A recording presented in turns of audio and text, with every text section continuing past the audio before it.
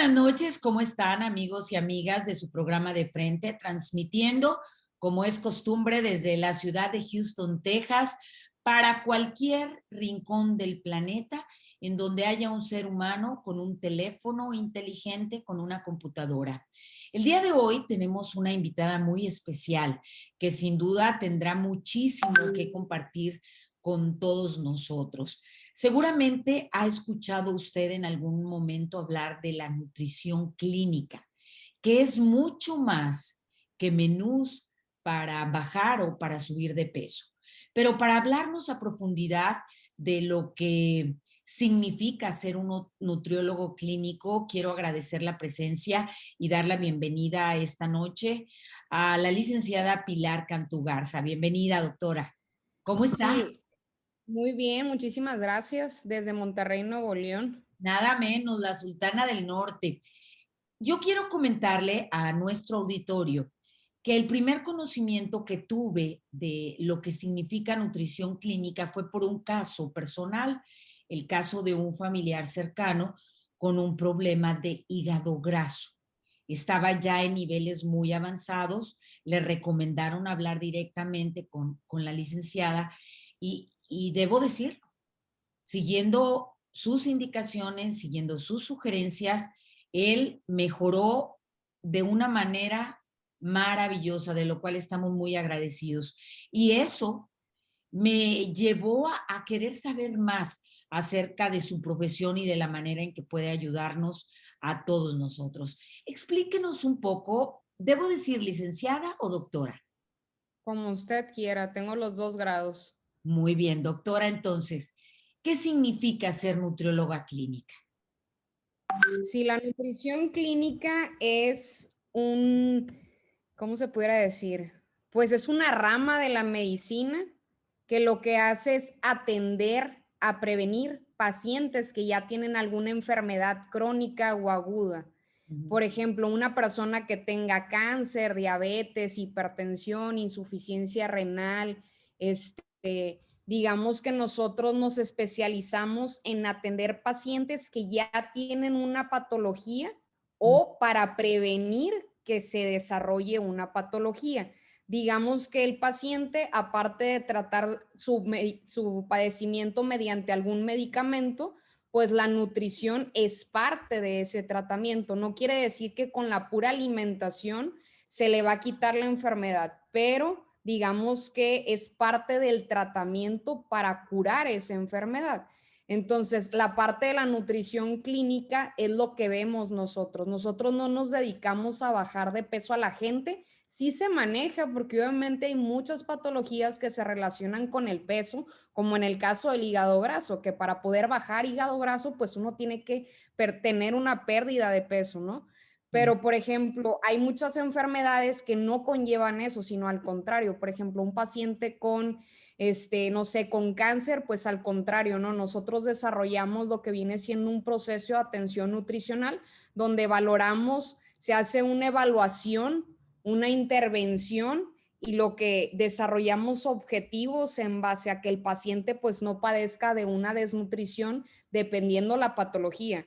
O sea, como te digo, pues el caso sería lo que es el cáncer o en dado caso insuficiencia renal, que la mayoría de los pacientes pues tiende a perder masa muscular o proteínas, ¿no? Pero sí, lo que es nutrición clínica, pues más que todo es la parte de la medicina que se ocupa de atender a aquellos pacientes que padecen enfermedades en la que la alimentación adecuada forma parte de su tratamiento.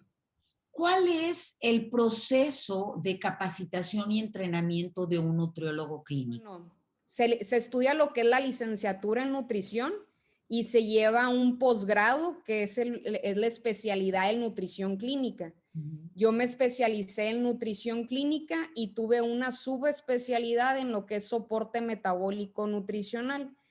En lo que es soporte metabólico nutricional nos especializamos en pacientes hospitalizados en terapia intensiva y pacientes ya con una enfermedad muy, muy aguda, ¿no? O sea, pacientes que no comen por la boca, sino vena o sonda, que necesitan algún tipo de suplemento alimenticio, que no cubres todos los requerimientos por base de alimentos vía oral, sino por medio de suplementación. Pero eso ya es una subespecialidad. Pero tú estudias ya sea nutrición o medicina y ya haces lo que es un posgrado, que es la especialidad, y lo que es una subespecialidad. Entonces, quiere decir que no solamente recibe pacientes en su consulta privada, sino atiende también pacientes que están internados y que están en un proceso intensivo médico.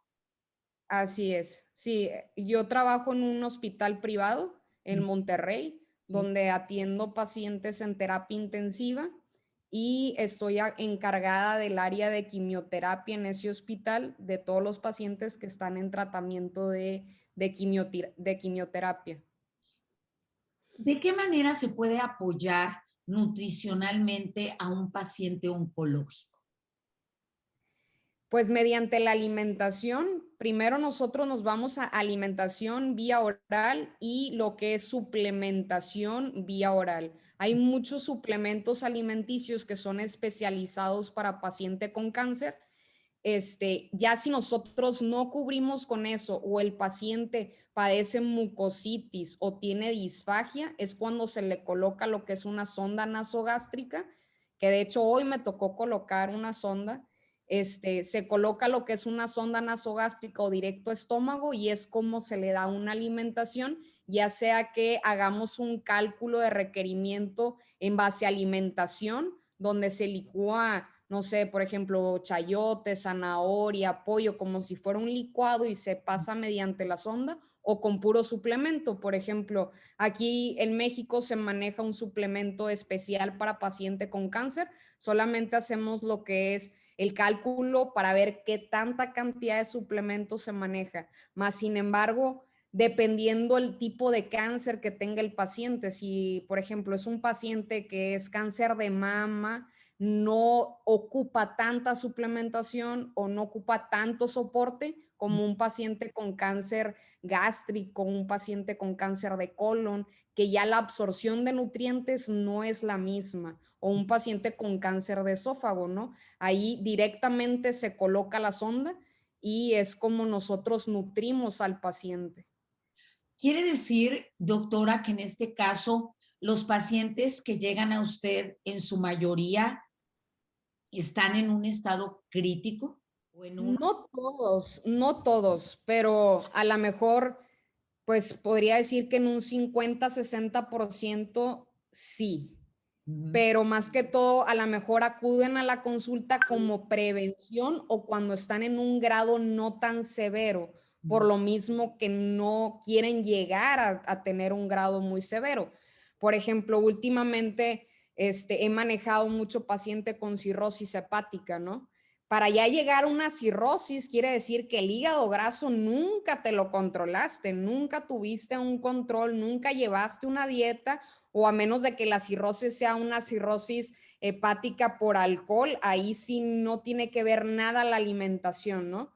Pero digamos que podría decir que en un 60% ya el paciente que llega conmigo a consulta, pues sí, puede ser un paciente crítico. Y hospitalizado, pues no, no tanto, porque realmente un paciente en terapia intensiva puede haber tenido un accidente automovilístico, no sé, choca, queda con, ¿cómo se llama? Un abdomen agudo y pues obviamente está entubado y por lo tanto pues es como se coloca la sonda o en dado caso algún intravenoso, ¿no? Ahora, hay obviamente porcentajes muy elevados de personas con problemas crónicos de salud como pueden ser la diabetes. ¿Hay manera de a través de la nutrición clínica apoyar a este tipo de personas que incluso no quieren llegar al uso de la insulina para mantenerse en movimiento y activos? Sí, claro. De hecho, la mayoría de los pacientes antes de tener diabetes, bueno, más que todo se diagnostica por resistencia a la insulina, que es un indicador de índice de HOMA o un prediabético, ¿no? Cuando una persona ya tiene prediabetes o tiene un antecedente de diabetes, ya sea por papá, mamá o a lo mejor alguna embarazada que tuvo diabetes, obviamente sus hijos tienden a tener esa enfermedad. Si tú eres una persona que tiene un sobrepeso o una obesidad ya a lo mejor leve, desde ahí debes de estarte monitorizando, ¿no? Pero para no llegar a metformina, a insulina inyectada, la alimentación es el punto número uno, o sea, llevar una adecuada alimentación, una actividad física, pues más que todo regular, con eso se controla o sea, lo que es la diabetes, ¿no? El azúcar.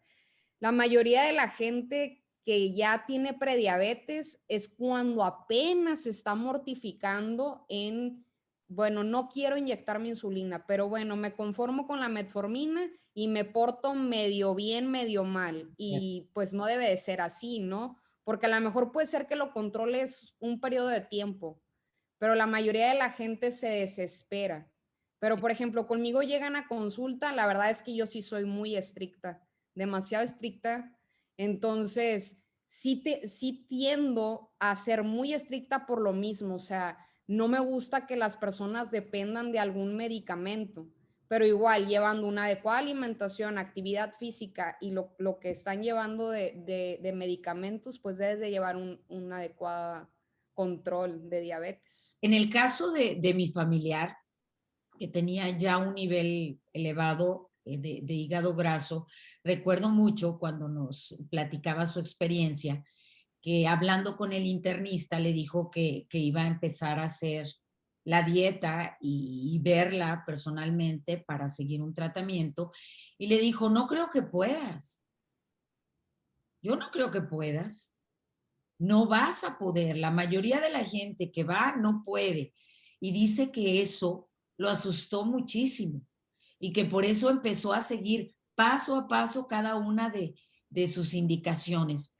Los pacientes, en el mayor porcentaje que llegan a su consulta, son personas que de verdad están comprometidas con hacer esos cambios que les ayuden a la salud, o de pronto llegan y luego van haciendo como que le hago y luego no. Digamos que en un 50%. Se Ajá. podría decir que hay muchos pacientes, por ejemplo, si yo te platicara del día de hoy, yo creo que 2 pacientes que acudieron a consulta es porque van obligados. Sí. Es porque es que mi esposa me trae, porque si no vengo, casi creo que me van a dejar. Pero realmente yo creo que el 50% se pudiera decir que va por voluntad propia, pero el resto es porque va obligado. Y esos que van obligados tienden a ir a lo mejor una consulta o 2 consultas y ya, ¿no? Por lo mismo que no están comprometidos al cambio. Ujú. Pero ya yo me doy cuenta cuando la persona lo va a hacer o no lo va a hacer. O sea que Sí. ya tienen la experiencia suficiente para ir Y detectando. pues llevamos algo de psicología, entonces al momento de platicar con el paciente te das cuenta de que realmente sí le está echando ganas o no. O sea, tú vas a la siguiente cita y al momento de valorarlo, porque cada vez que van los tienes que valorar, ver realmente el objetivo que pones en consulta y si no lo cumplen, yo a veces les digo, es mejor que no vengas. Digo, qué padre que vienes y me pagas, pero si no lo vas a hacer, no me sirve de nada que me quites el tiempo, ¿no? Ujú. Pero pues cada quien hace las cosas a medias también. Y luego nos estamos quejando porque disminuye nuestra calidad de vida. Así es, Ahora, claro. he escuchado por mucho tiempo una frase que dice, somos lo que comemos. En su experiencia profesional, ¿cree que esto es real, 100%? No, no lo creo. Porque no por el hecho de comer pura verdura, digamos que estás bien nutrido, ¿no? Hay gente, por ejemplo, muchos veganos o vegetarianos que me dicen, oye, Pilar, brócoli, coliflor, o por ejemplo, como le comento ahorita, o sea, el hecho de una persona con cirrosis hepática, que la dieta es muy reducida en proteínas, que es más de vegetales o más de arroz, quinoa, no por el hecho de llevar un alimento es mejor que otro. O sea, yo creo que una alimentación balanceada es lo que va a hacer que nosotros tengamos éxito. Entonces, obviamente, si tú te vas a los alimentos procesados, a lo mejor un pedazo de pastel y eso, pues a lo mejor sí, si eres un pastel, pues probablemente sí seas una persona diabética y demás, pero me refiero a una persona que come puro pollo, pescado, pues no lo que comes eres, ¿verdad? O sea, creo que yo me refiero más que todo a qué tan bien nutrido estás. Esa es una definición que creo en la actualidad se ha vuelto confusa, porque la mayoría buscamos el conocimiento tal vez en los lugares equivocados y encontramos cientos de páginas en el internet que nos dicen haz esto, haz aquello, come esto, esto elimínalo, y luego nos damos cuenta que van cambiando de acuerdo a la moda. Esto afecta a nuestros organismos porque en lo personal conozco personas, hombres y mujeres, que pasan su vida yendo de una manera de nutrirse a otra y a otra. ¿Esto afecta a nuestro organismo? No es que afecte, realmente cada metabolismo funciona diferente. Yo no estoy en contra ni estoy a favor de la dieta tipo keto, de la dieta del asterisco, no estoy a favor ni en contra, pero realmente cada metabolismo funciona diferente, ¿no? Puede ser que una persona lleve una alimentación balanceada donde utilice el plato del bien comer y no le funcione, o sea, puede ser que sí esté nutrido porque recibe vitaminas, minerales, proteínas, grasas, carbohidratos, pero a la vez que no le ayude a mantener un peso adecuado y por lo tanto puede ser que algún grupo de alimento pues le esté afectando a eso, pero también tiene que ver mucho la cantidad y la calidad de ese alimento. Obviamente hay muchísimas dietas de moda, está la dieta de la manzana, la dieta del aguacate, o sea, hay muchísimas dietas de moda, pero para cada persona va a haber una mejor que otra.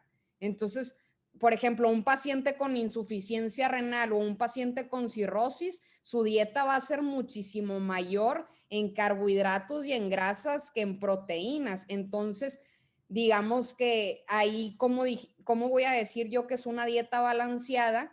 Sí se puede decir que es balanceada porque lleva de todos los grupos, pero de uno va a llevar menos. Por ejemplo, una persona con resistencia a la insulina o con ovario poliquístico, digamos que al contrario, tiene que llevar una dieta más alta en proteínas y más alta en verduras que en carbohidratos. Entonces, digamos que no es una dieta cetogénica, pero es baja en slow carbs. Entonces, pero para cada enfermedad, para cada metabolismo, digamos que es muy diferente. La dieta mediterránea, la dieta de las grasas, o sea, hay muchísimas, pero para cada enfermedad es como vamos a tratar nosotros. Digamos que yo no soy de las personas que llevo un paciente a mi consulta y saco la copia de la copia de la copia, No. porque realmente ¿Cómo lo cada hacen? enfermedad es muy diferente. Entonces, a veces me dicen, no, Pilar, es que fui con perenganita y tipo, me dio esta hoja y yo la veo y digo, Dios mío, o sea, o te está matando en vez de ayudarte, ¿no? O sea, todo es personalizado en base a lo que el paciente tiene. Pero como le comento, o sea, cada paciente es diferente. Puede ser que uno ocupe más que otro y dependiendo también del estilo de vida, a qué se dedica, cuánto tiempo está sentado, o sea, piensa, camina, corre, qué es lo que hace, todo eso involucra, pero ninguna dieta es mejor que otra. Pero qué importante lo que nos está comentando, porque luego también hay procesos muy decepcionantes de la persona que, por ejemplo, tiene dos o tres conocidos que utilizaron tal o cual dieta y les funcionó y de pronto empiezan a practicarla y se dan cuenta que en ellos no tuvo ningún efecto o a veces fue adverso. Claro. Entonces, he ahí la respuesta. El Ah, organismo es distinto y la condición médica diferente. sí, de hecho, hay gente que me dice, no, es que me recomendaron la dieta cetogénica y yo la hice y en vez de bajar, subí. Ujú. Y les digo, pues sí, obviamente, si es una dieta alta en grasas, tú no tienes vesícula, no te va a ayudar porque la vesícula es la que se encarga de depurar las grasas.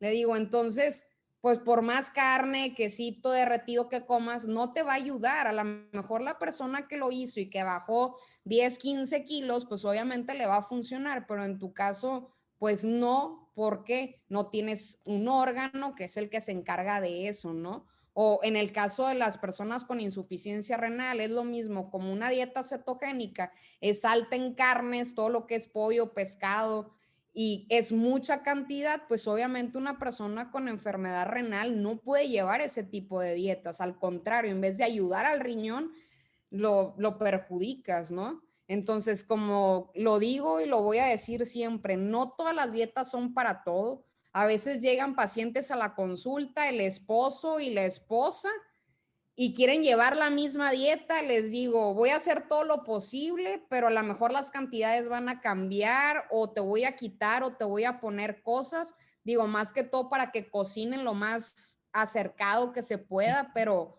no todos pueden comer y llevar lo mismo, ¿no? Ujú. Ahora, ¿de qué manera se le da seguimiento a los pacientes cuando ya han iniciado una dieta recomendada por usted, doctora?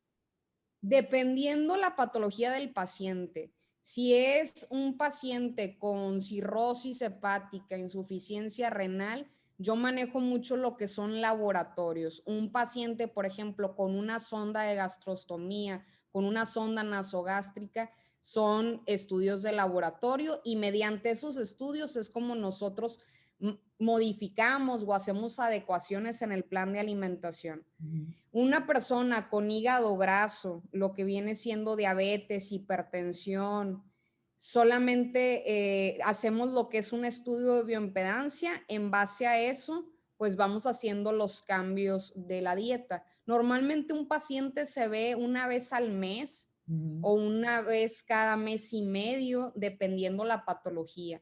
Ujú. Lo que más nos acercamos son los primeros 3 meses, que es cuando un paciente apenas le está agarrando la onda a lo que es la dieta, y ya después se pueden hacer un poco más largas las consultas, o sea, los seguimientos. Pero pues hay pacientes que les gusta que los traiga correteados, ¿verdad? También. Sin Pero duda es alguna. dependiendo. Además, Normalmente, que lo necesita. claro, claro, sí. Yo tengo un paciente con cirrosis que le encanta que lo vea cada 3 semanas. Y sí, digo, cada 3 semanas vemos cambio con estudios de laboratorio, vemos con el estudio de bioimpedancia, porque normalmente los pacientes con cirrosis tienden mucho a retener líquidos, ¿no? Ujú. Entonces, lo que en el plan de alimentación manejamos mucho es la pérdida de agua para que no tengan ascitis.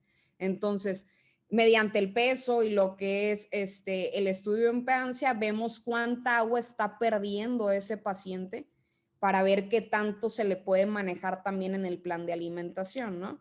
Ujú. Pero normalmente es cada mes y medio, a menos de que sea un paciente para incrementar peso, porque también veo pacientes para subir de peso. Ese tipo de pacientes se ve cada 2 meses para que realmente la masa muscular pueda crecer un poco más y ver realmente un cambio, porque antes de 2 meses no se va a ver muy poquito lo que es ese cambio. Nadie pensaría que hay personas que quieren aumentar de peso.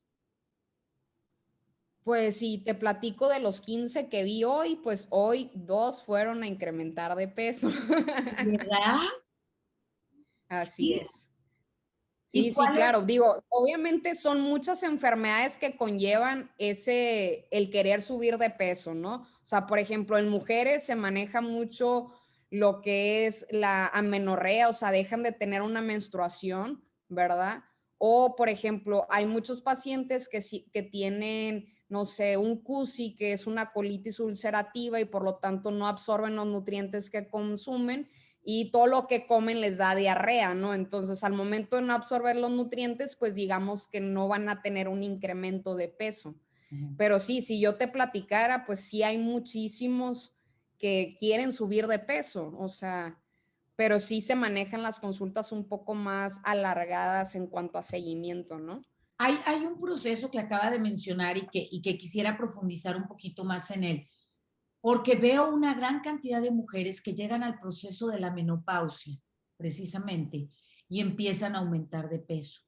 y eso les trae una depresión profunda y en su búsqueda de querer bajar de peso, al contrario, empiezan a aumentar y aumentar y aumentar. ¿Es posible ayudarles en este tipo de momentos? Bueno, en el caso de las mujeres con menopausia, la mayoría tiende a subir de peso, eso digo, 100% lo dijiste muy bien, pero más que todo es porque el cuerpo deja de producir hormonas. Si yo no las suplemento o no llevo un seguimiento adecuado, por ejemplo, con ginecología, obviamente mis hormonas nunca van a tener un equilibrio adecuado. Si mis hormonas no están en un proceso equilibrado, mi metabolismo jamás va a bajar de peso. Normalmente las personas que tienden a estar en la menopausia, digamos que también desarrollan lo que es hipotiroidismo, ¿no? Entonces la tiroides es cuando nos empieza a jugar al revés. En vez de tener una tiroides adecuada o un hipertiroidismo, pues se nos va al hipo. Entonces, sí se puede llevar una alimentación. De hecho, una alimentación para una persona en menopausia es una dieta muy baja en carbohidratos o en azúcares también. En ocasiones hay pacientes que me dicen, oye Pilar, una mermelada, una crema de cacahuate, digamos que hay muchísimas cosas que no quiere decir que no las puedas consumir, pero sí las tienes que limitar. Por ejemplo, hay muchos pacientes que me dicen, oye Pilar, el melón, la sandía, ¿lo puedo consumir? Y les digo, pues así como que tú digas mucha cantidad, no, porque tienden a tener más azúcar. Si tú esa azúcar no la quemas, el cuerpo la va a absorber como si fuera grasa. Entonces, como tú no estás produciendo suficientes hormonas, pues obviamente va a haber un incremento de peso, ¿no? Entonces, sí, lo ideal sería llevar una alimentación pues balanceada, ¿no? Reducida en lo que son azúcares y carbohidratos, pero balanceada, se podría decir.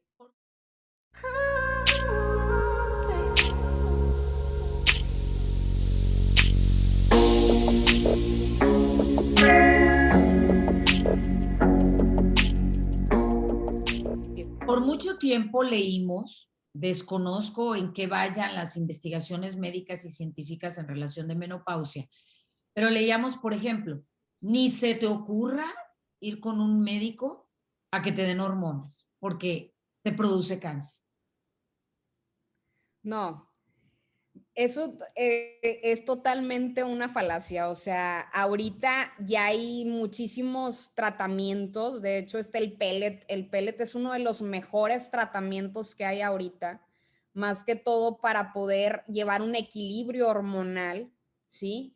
Pero no es que te produzca cáncer. O sea, puede ser que llegases a desarrollar algo, pero porque ya traes antecedentes de otra cosa. O sea, de hecho, digo, ahorita que mencionas lo del cáncer y hace rato me comentaba un paciente, oye Pilar, es que si como mucha cantidad de pollo, como tiene hormonas, me va a dar cáncer, el huevo también porque es transgénico, y les digo, no, no está relacionado con eso ni con las hormonas. O sea, al contrario, una vida sedentaria, una vida con una mala alimentación es lo que te va a hacer desarrollarlo, ¿no? O los colorantes artificiales y demás, pero realmente llevar un tratamiento para, o sea, hormonal para el caso de la menopausia no tiene nada que ver con eso. O sea, al contrario, yo creo que tener las hormonas en balance sería lo ideal, ¿no?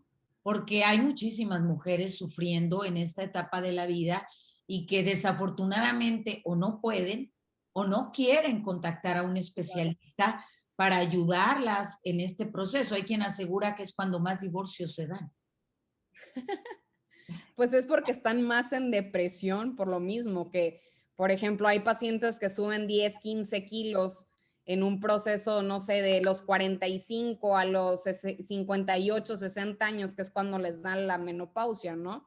Sí. Pero pues igual, si no llevas un control, un adecuado balance, pues nunca vas a bajar de peso. O sea, por ejemplo, han llegado conmigo pacientes y piensan que con la pura alimentación tienen para llevar un equilibrio, y les digo, ok, vamos a tratar de hacerlo, pero yo siempre los canalizo con un ginecólogo. O sea, realmente, digamos que no soy maga para poder hacerlo todo con la alimentación, ¿no?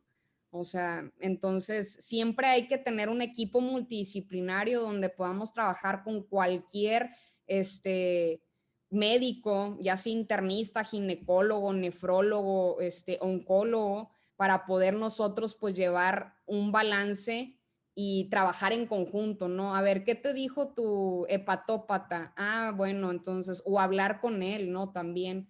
Eso es parte también de un equipo multidisciplinario donde todos estemos de acuerdo y hagamos el bien para el paciente. Y está. Las emociones es el peor enemigo que podemos tener, ya sea para bien o para mal, ¿no? La mayoría de la gente que ya tiene una enfermedad aguda o crónica o agudizada, digamos que va a tener lo que viene siendo, pues ya sea una depresión, ¿verdad? Si yo estoy en depresión, no voy a querer hacer nada. O sea, realmente, por ejemplo, un paciente con cáncer que le acaban de diagnosticar cáncer, lo primero es una negación. Al Claro. momento de negarse, me dice, no puedo comer esto, ah, tampoco esto, ah, entonces, ¿para qué vengo? Si no puedo comer nada, pues mejor me muero. Y Ah, tú dices, pues al contrario, ¿no? O sea, te estoy tratando de ayudar para que no te perjudique más de lo que te va a perjudicar, en dado caso la quimioterapia, ¿no? O en el caso de la insuficiencia renal, que los alimentos son más restrictivos, ¿no? O sea, les digo, no, es que no puedes comer nada de alimentos que tenga fósforo, potasio, sodio, porque el riñón es el que se encarga la depuración de eso. Y me dicen, ah, entonces pues como aire, ¿no? Y ah, les digo, pues no, o sea, ese no es el punto, o sea, creo que debes de alimentarte correctamente para llevar una adecuada alimentación y poder llevar una mejoría, ¿no? Creo que las emociones, si no estás tú bien como familiar, no le vas a transmitir a tu, ya sea familiar con enfermedad, algo bueno. mm. Entonces, creo que toda la familia debe estar en el mismo canal, ya sea para poder, pues tratar esa enfermedad en conjunto, pero sí, las emociones pueden ser para bien o para mal en sí, ¿no? ¿Hay alguna, algo con lo que podamos ayudar a las personas con problemas de depresión profunda a través de la alimentación? Hay muchos alimentos que sí te ayudan a que estés más feliz, otros que no estés contento, sino al contrario. Pero sí hay ciertos alimentos que hacen, por ejemplo, que hay una hormona que tenemos nosotros, que es la que se activa para ver si estamos felices o no. O sea, por ejemplo, una persona que consume semillas, ya sea almendras, nueces, cacahuates, pistaches, digamos que activa y hace que estés como más activo, ¿no? O sea, más feliz. El chocolate, por ejemplo. Pero una persona que consume a lo mejor azúcares, lo que es el plátano o algún alimento alto en azúcar, al contrario, o sea, eso hace que disminuya. Por ejemplo, las personas que consumen mucha cantidad de grasa siempre están como un poco más hiperactivos, ¿no? O sea, entonces, por ejemplo, de hecho hay personas que me dicen, Pilar, es que a mí no me quites el aguacate, porque si me quitas el aguacate yo me siento que me falta energía. Y pues sí, el aguacate al tener omega 3, digamos ácidos grasos, pues hace que estés más activo, ¿no? Entonces, pero sí hay muchísimos alimentos que nos ayudan más que otros a estar pues más felices o más tristes, pero Nunca sí hay hubiera muchos. pensado, por ejemplo, que el plátano podría afectarte negativamente. Pues digamos que por el almidón, pero también tiene que ver mucho con qué lo combinas. Por ejemplo, si tú combinas un plátano con leche de almendras, al momento de que la leche ya tiene semillas, digamos que hace un compuesto bueno, ¿no? Entonces, por ejemplo, todo lo que son frutos rojos, lo que son frambuesas, fresas, arándanos, alzamoras, blueberries, pues digamos que como son antioxidantes, hace que estés pues más feliz, ¿no? También. Entonces, igual que el mango, pero es diferente el mango ataulfo, el petacón, hacen diferente reacción, ¿no? Pero sí, no quiere decir que el plátano sea malo, pero por ejemplo, si te comes el plátano solo, puede ser que los primeros 45 minutos estés muy bien y después te va a dar el down, ¿no? Qué importante es hablar con un profesional y con un especialista porque de verdad desconocemos casi todo en relación a la nutrición cuando debería de ser lo más importante. Tenemos muy poca educación en ese sentido. Pues es que nadie te lo enseña. Realmente debería de haber una materia en la escuela, tanto desde, no sé, kinder, primaria, donde enseñen a los niños a cómo alimentarse, ¿no? Ahorita ya les mandan cualquier cosa en el recreo pensando que es saludable cuando realmente no lo es, ¿no? Y también el hecho de que los papás no los inculcan a consumir frutas y verduras porque el niño se niega a comerlo, de que, oye, ¿sabes qué? Es que no me gusta, no me gusta, y ya ellos no les insisten en consumirlo. Entonces, desde ahí ellos están mal. Creo que los papás deben de insistir a que los niños prueben todas las comidas, ¿verdad? Porque a lo mejor cuando están bebés, pues se los das en papillas y cosas así, pero ya cuando están más grandes, que ellos deciden sí o no comerlo, pues creo que ahí está mal, pero sí deberían de meter alguna materia, ya sea en primaria, para que realmente sepan el beneficio que tiene la comida, los nutrientes que nos aportan y qué es lo que el cuerpo ocupa, ¿no? Porque tú dices, ay, bueno, pues me como, no sé, 2 taquitos de aguacate y ya con eso estoy nutrido. Pues no, realmente te falta la proteína, ¿verdad? O sea, te faltan más nutrientes, pero tú dices, pues con 2 taquitos de aguacate en el recreo la voy a hacer, pero realmente no es algo, no es mal saludable, pero te faltan nutrientes todavía. Eso es algo que yo aprendí hace poco tiempo en casa de una de mis hermanas, porque ella cocina muy, muy nutricionalmente. Ella pone alimentos de todos, proteínas, verduras, frutas, y me pasó en lo personal que estando en su casa, a pesar de que según yo estaba comiendo demasiado, bajé de peso. Y le decía yo a mi hermana, no lo puedo creer. ¿Cómo es posible que yo comí tanto, o sea, no había comido tanto como lo hice en tu casa? Pero luego ella me explicó lo que usted ahora nos subraya, de que es la combinación de alimentos la que hace la diferencia.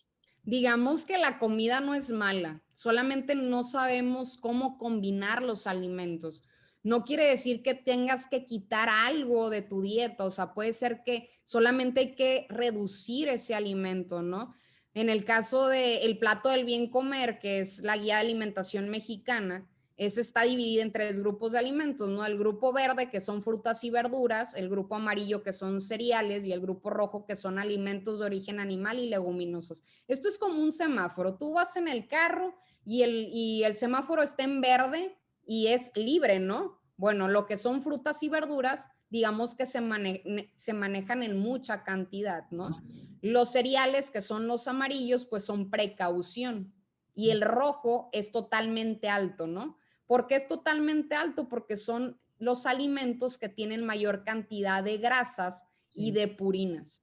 Entonces, tengo que combinar siempre los 3 grupos. Yo les digo, ok, a ver, ¿qué vas a desayunar? Ah, pues voy a desayunar quesadillas. Ah, bueno, la tortilla es del grupo amarillo, el queso es del grupo rojo.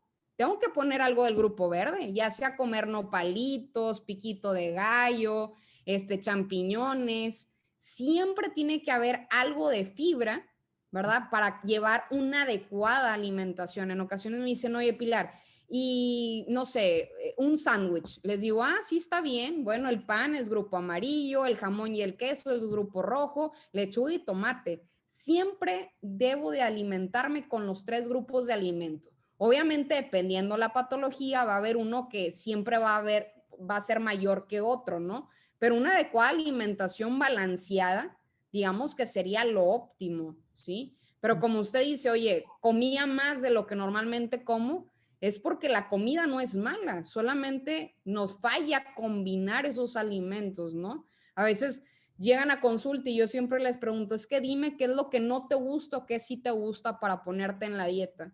Entonces hay gente que me dice, no, todo me gusta. Ah, bueno, está bien. Pero, por ejemplo, gente que me dice, oye, ¿sabes qué, Pilar? A mí no me pongas nada de pescado, nada de salmón, ni nada de eso. Digamos que hay que ver esos omegas o esos ácidos grasos, cómo meterlos en la dieta, ya sea meter o más aguacate o más semillas, porque obviamente me están quitando ácidos grasos, ¿no? Entonces, solamente hay que saber cómo combinar esos alimentos, que no te lo enseña nadie. Realmente nadie te enseña cómo combinarlo. Pero sí, es lo que les digo, vas a ir a un restaurante, trata de combinar el plato del bien comer. Eso es todo. Quiero recordarle a nuestro auditorio, sobre todo a aquellos que se han venido conectando conforme se ha ido dando la entrevista, y recordarles que nuestra invitada es nutrióloga clínica. ¿Cuáles serían las enfermedades que se ven normalmente en su consultorio, doctora? Diabetes, hipertensión, gastritis, colitis, hígado graso, cirrosis hepática, insuficiencia renal, y cáncer. Es lo que más veo. Una de mis de subespecialidad es cáncer, riñón, páncreas e hígado, ¿no? Y aparte lo que es el soporte metabólico nutricional, pero eso más que todo es paciente hospitalizado en terapia intensiva. Sí manejo mucho paciente en casa, encamado ¿cómo se llama? Con sonda, pero pues eso ya es un paciente crítico que va a dar a casa y obviamente voy y los visito a su casa, ¿verdad? Lo mejor sería, como cualquiera pudiéramos imaginar, es que la gente acudiera a usted en un estadio más positivo o en un inicio de su enfermedad para tener mejores resultados. Pero la mayoría de la gente se espera a ya estar bien mal para ahora sí cuidarse, ¿no? Entonces, pero más que todo eso pasa ya cuando el paciente, como le comento ahorita, o es insuficiencia renal, o es cirrosis, o es cáncer, que son padecimientos que es muy lento el retroceso, ¿no? O sea, a ver, ¿cómo hago que mi hígado se regenere? Sí se puede regenerar, más sin embargo es un proceso muy lento, ¿no? O a menos de que el paciente vaya a tener un trasplante hepático, o en el caso del riñón es hacer que la enfermedad renal no progrese, sino al contrario, o frenar la enfermedad renal o retrocederla, ¿no? O darle un poco mayor de calidad de vida a lo que me resta de la enfermedad, que eso también es importante, ¿no? A ver, ok, un paciente con cirrosis pues tiene una vida media a lo mejor de 6, 7 años, ¿no? Entonces, si no estoy para trasplante, ver cómo ese tiempo lo voy a vivir mejor. Claro. ¿Por qué hay tantas personas, hombres y mujeres en la actualidad, con problemas de hipertensión? La mayoría de los pacientes con hipertensión son pacientes que en algún momento tuvieron arritmias o alguna insuficiencia cardíaca, ¿no? La hipertensión no es heredable, no es como mi papá tiene hipertensión, yo también. La mayoría de la gente que tiende a desarrollar hipertensión es porque o consume mucha sal, productos que tienen muchos conservadores o sodio, que tienen un sobrepeso o una obesidad severa. Entonces, ya haces una enfermedad metabólica, un síndrome metabólico, y la mayoría de la gente que tiene hipertensión también tiende a tener colesterol y triglicéridos altos, ¿no? Entonces, sin embargo, la presión alta se controla con alimentación, ¿no? O sea, llevar una dieta baja en sodio de menos de 3 gramos, de 3,000 miligramos al día, podría ser opción. Por ejemplo, si yo checo un paquete de salmas, una tostada tiene 20 miligramos de sodio, ¿no? Entonces nosotros al momento de hacer una dieta cuantificamos cuánto sodio se le da al paciente. Por ejemplo, hay mucha gente que todavía ni prueba la comida, ya le está echando sal también. Entonces eso hace que las personas pues incrementen lo que es la presión alta. Entonces, digamos que pues sí, hay mucha gente que ya padece hipertensión, pero es por lo mismo, porque tienen un sobrepeso o una obesidad y llevan una mala alimentación en sí. La mayoría de los productos industrializados tienen conservadores. El conservador es sodio, entonces el sodio pues sube la presión. Todo lo Entonces, enlatado, todo lo todo lo enlatado, los embutidos también, salchicha, jamón, el atún de lata, por ejemplo. Ahorita, bueno, ya hay muchas alternativas, ¿no? El atún de sobre, que es bajo en sodio, el medallón de atún, el lomo de atún. Por ejemplo, hay muchos embutidos que ya son bajos en sodio también. Hay muchos sazonadores, porque el sazonador también tiene sodio. por ejemplo, tienen que ser sazonadores sin glutamato monosódico. Entonces, los sazonadores sin glutamato monosódico no contienen sodio. Entonces, son las puras hierbitas naturales que igual te sazonan la comida y pues hacen que la presión no se suba.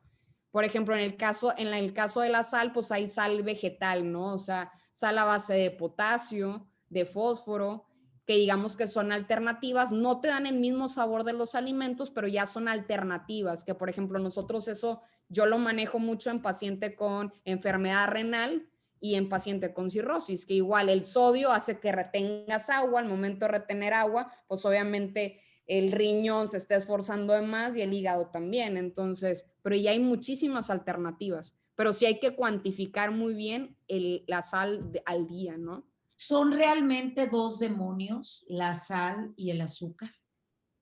Así es.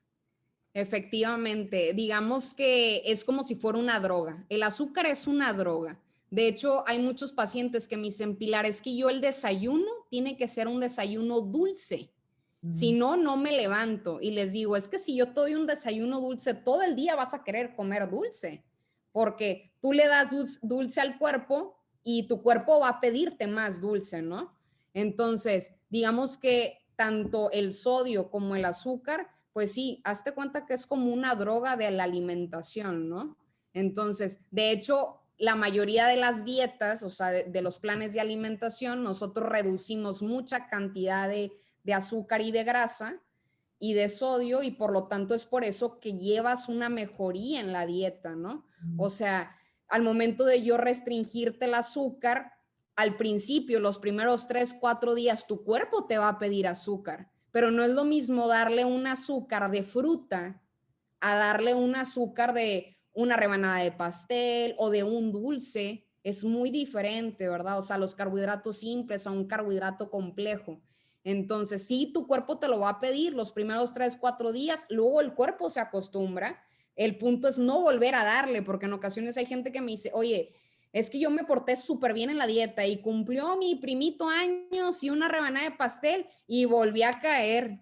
Ya me comí la rebanada y el cuerpo me volvió a pedir al día siguiente y al otro día y les digo, pues aquí es como fumaba, dejé de fumar y me ofrecieron uno, o sea, el punto es, si ya caí, es retomar el camino del bien, ¿no? O sea, no es como que ya rompí la dieta, ya me porté mal, ya no voy a hacer nada. No, en este caso es regresar otra vez a quitar los azúcares, a bajarle a la sal y para que el cuerpo se acostumbre a no darle ese alimento. De hecho, hay muchos pacientes que me dicen, oye, yo al momento de consumir ya un alimento con azúcar me caí mal. O por ejemplo, llevas una dieta baja en grasas y te vas a los tacos, te comes una orden de tacos y ya te da diarrea, ¿no? O sea, o te da inflamación abdominal, porque ya no te cae esa comida. Entonces, el punto es no darle al cuerpo, porque si tú se lo das, el cuerpo te va a estar pidiendo, pero sí, eso es un demonio, como dices. ¿Y los sustitutos del azúcar? El sustituto de azúcar, lo que es, bueno, marcas comerciales, no son buenas y no son malas. En este caso, por ejemplo, hay mucha gente que le tiene miedo por el hecho de que dicen que, por ejemplo, la Splenda da cáncer. Eso es totalmente mentira. O sea, para que te dé cáncer necesitas consumir más de 8 o 10 sobres al día por más de 20 años, ¿verdad? Si tú usas un sobre de Splenda en un café, no pasa nada. Ahora, por ejemplo, un stevia, un fruta del monje, ¿verdad? Digamos que son más naturales, pero sí con mucho menos cantidad endulzas la bebida que vayas a consumir. No son buenas y no son malas. Yo recomiendo ya sea Splenda, stevia, fruta del monje, lo que es sucralosa también, porque son endulcorantes que no te aportan valor calórico. Entonces, una persona con diabetes lo puede consumir, una persona con insuficiencia renal, con hígado graso, o sea, cualquier tipo de persona con ese tipo de patología, solamente en cáncer no lo manejo, se pudiese manejar, ¿no? Ahora, un paciente con cáncer no se maneja porque tiende a que te dé menos hambre. Entonces, digamos que al momento de tener menos hambre, pues ese tipo de pacientes lo que quiero es que tengan más apetito, ¿no? Pero bueno, ahorita ya hay muchísimos productos que tienen endulcorantes como mermeladas, miel sin azúcar, crema de cacahuate con algún endulcorante, o sea, pero son buena opción para el caso de reducción de peso, de control de alguna enfermedad, sin problema se pueden consumir. De hecho, para calcular cuántos sobres puedo consumir al día, por ejemplo, si yo peso 50 kilos, me tocarían 5 sobres. Si el paciente pesa 80 kilos, le tocarían 8 sobres. Ahora, es dependiendo, si tú estás en tu peso ideal, si el paciente tiene un sobrepeso o una obesidad, se tienen que ir al peso ideal adecuado de ese paciente, ¿no? O sea, digo, normalmente, no sé, un paciente de 100 kilos, pues no creo que sea su peso ideal, ¿verdad? Pero es como calculamos eso. A menos que mida 2 metros, ¿verdad? Exactamente, que no creo que mida 2 metros. Dependiendo de la estatura. ¿Y qué pasa con la sal? Porque de pronto se ha hecho muy famosa el sal de la Himalaya, por ejemplo. Ok. No hace daño.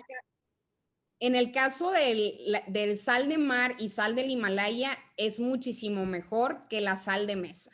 Más que todo porque con menos cantidad de sal es como pudiésemos nosotros sazonar o utilizar para los alimentos. Ahora, si tú eres una persona que no tiene insuficiencia renal, que no tiene hipertensión, lo recomendado es consumir 4 gramos de sal al día, ¿sí? Entonces, digamos que una persona pudiese consumir una sal de mar o un sal del Himalaya rosa sin ningún problema para en el caso de cocción, para cocinar. Y la sal fina solamente se recomienda para el caso de salsas, por ejemplo, o si vas a preparar para muchísima gente, ahí es cuando se recomienda la sal fina.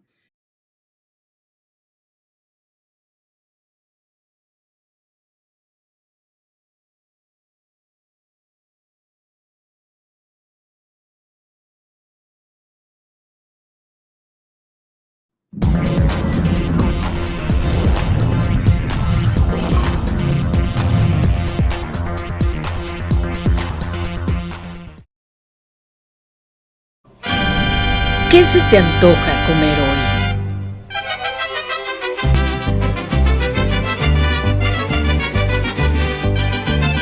...40 años de compartir lo mejor de México, su sabor. El Jardín Restaurante, sirviendo al más exigente paladar en Houston, Texas. El Jardín Restaurante, con sabor a México.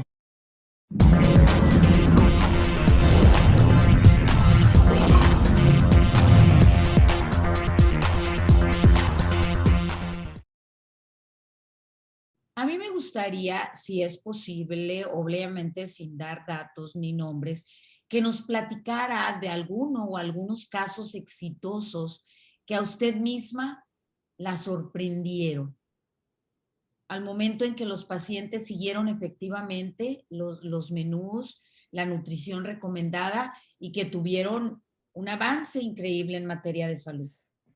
Rosario, fíjate que en mi experiencia me sorprende muchísimo el hecho de que los pacientes mediante la alimentación llevan una mejoría, ¿no? Tengo muchos casos de éxito. En este caso les voy a platicar de un paciente con cáncer de estómago que llegó conmigo a consulta. La verdad no sé, no fue referido por ningún médico, fue referido por un paciente que iba conmigo por otro diagnóstico. Y él le pasó mis datos y llega conmigo a consulta un sábado a las 7 de la mañana porque no tenía espacios. Y él me platica que mediante pues la quimioterapia, la radioterapia que les estaban dando, de 70 kilos que pesaba, pues ahorita pesaba 48 cuando llegó conmigo a consulta. Obviamente yo le hice la valoración, le hice los objetivos a llegar, lo que es la alimentación y demás.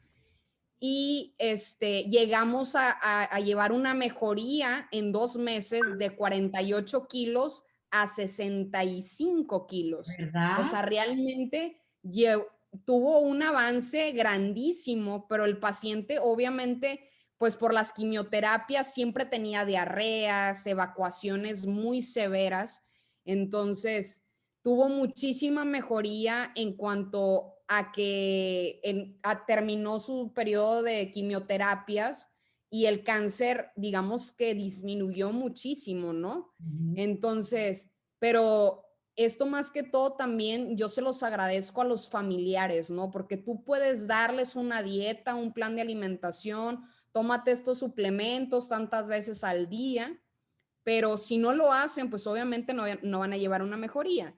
Entonces, ese paciente la verdad es que me sorprendió porque cuando llegó conmigo era un paciente negado, o sea, de hecho, ahorita yo te podría decir, él es médico, de hecho, yo te podría decir que tiene 8 meses y el paciente no ha perdido el peso que ganamos, no ha recaído en cuanto a su pérdida de peso, a la falta de apetito, que si tiene disfagia, mucositis, o sea, realmente ha llevado una mejoría muy, muy extrema, se podría decir. Entonces, pero eso yo se lo agradezco a él y al familiar, a la esposa, porque realmente él no lo cocina, o sea, la esposa es la que se mortifica por cocinar y demás, ¿no? Ahora, por ejemplo, también tengo un paciente con cirrosis que igual llega conmigo muy negado porque obviamente le dijeron que nunca en la vida iba a poder consumir carne de res y era súper carnívoro y que el hígado no se le iba a regenerar y que no se le iba a quitar el agua, llega muy negado.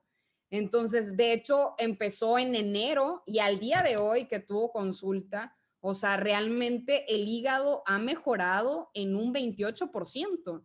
Entonces, de la segunda semana a ahorita, realmente un avance del 28% de la cirrosis, digo, es muchísimo, teniendo a que él no creía, ¿no? Decía, o sea, ¿cómo? ¿A poco así se va a quitar nada más? Les digo, no, o sea, obviamente vas a tomar lo que la doctora te dé y haciendo las recomendaciones que te estoy dando vas a tener una mejoría. Entonces, realmente, por ejemplo, en el caso del agua, digamos que tenía 12 litros de agua de más el cuerpo. Al día de hoy solamente nos faltan 2 litros para llegar a lo ideal. Entonces, realmente son pacientes que, y de hecho hace rato siempre va con su hija y le digo, me sorprende porque llegó usted al grado de que ni me hablaba en la consulta, me volteaba la cara y realmente las hijas lo llevaron, ¿no? Y ahorita ya el paciente me dice, Pilar, me voy a ir de vacaciones, dime qué puedo hacer. Yo sé que no voy a hacer la dieta, pero no quiero retroceder el avance que ya llevamos, ¿no? Entonces, y así te puedo platicar muchísimos, o sea, de hecho, pacientes con diabetes a lo mejor, que tú dices, oye, de inyectarse 32 unidades de insulina, ahorita ya no me inyecto y solamente consumo metformina, ¿no? Pero son pacientes que son muy disciplinados, que tanto el paciente como el familiar llevan una adecuada alimentación y que están con el dedo no lo quitan del renglón, ¿no? O sea, yo quiero estar bien y si hago las cosas como usted me dice, voy a mejorar, ¿no? O sea, de hecho, pacientes con insuficiencia renal que no quieren llegar a la diálisis o hemodiálisis, que se ponen a pesar y a medir el pollo, el pescado, la carne, para no llegar a ese grado de hacerse ya una terapia de reemplazo, pues eso es magnífico, ¿no? ¿Es posible detener el deterioro a tal grado que no tengan que recurrir a la diálisis? Sí, claro, o sea, de hecho, te comento, Rosario, que esta paciente tengo 7 años con ella y en estos 7 años hemos detenido al hecho de no llegar a la diálisis o hemodiálisis. O sea, de hecho, ese era el miedo y por eso llegó conmigo a consulta y sus hijas, porque me decían, Pilar, yo veo que los pacientes con diálisis o hemodiálisis se cansan mucho, tienen que estar yendo a los recambios o tienen la máquina en su casa. Entonces, y tenemos 7 años y realmente, digamos que lleva una alimentación adecuada. Y de hecho me dicen, oye, Pilar, se me antoja comer esto, esto y esto. ¿Cómo podemos hacerlo para darme el antojito, el gustito y no hacer que retroceda mi proceso, ¿no? Digo, todo se puede. Obviamente no es como, oye, ¿sabes qué? Puedo comerlo todos los días, pero esporádicamente, o prepáralo de esta manera para que no nos afecte, pero realmente son pacientes que son muy disciplinados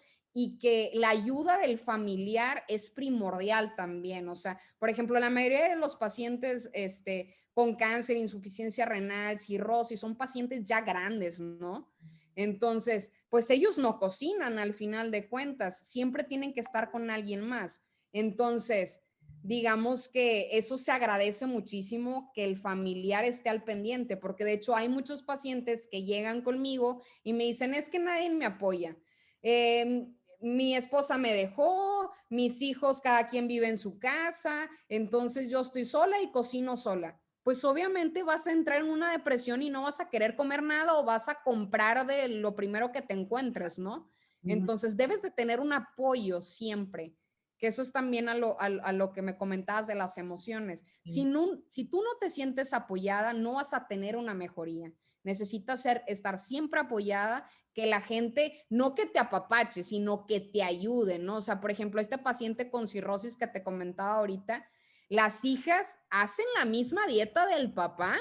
Wow. O sea, me sorprende, me dicen, oye, y si la hago yo no pasa nada, y le digo, pues tú no tienes nada, pero si lo haces por querer ayudar a tu papi, sin problemas lo puedes hacer, o sea, no te va a afectar, obviamente las cantidades solamente van a variar, pero ellos se ponen en los zapatos del papá por lo mismo que, oye, no voy a estar yo comiendo una pizza, un hot dog, una hamburguesa cuando mi papá no lo puede comer, ¿no? Claro. Entonces, pero muchísimos casos de éxito, pero todos los pacientes que acuden a consulta, yo les digo, yo te doy las armas, pero las armas no se van a hacer sola. Tú puedes llegar, imprimes la dieta y si la pegas en el refri, no se va a hacer sola.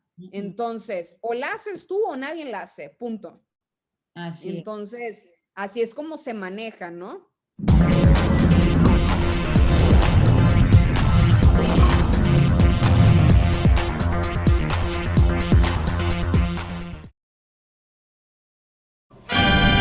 ¿Qué se te antoja comer hoy?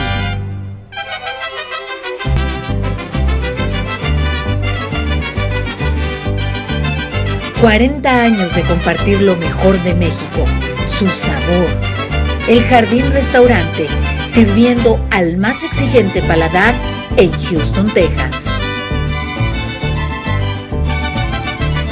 El Jardín Restaurante, con sabor a México.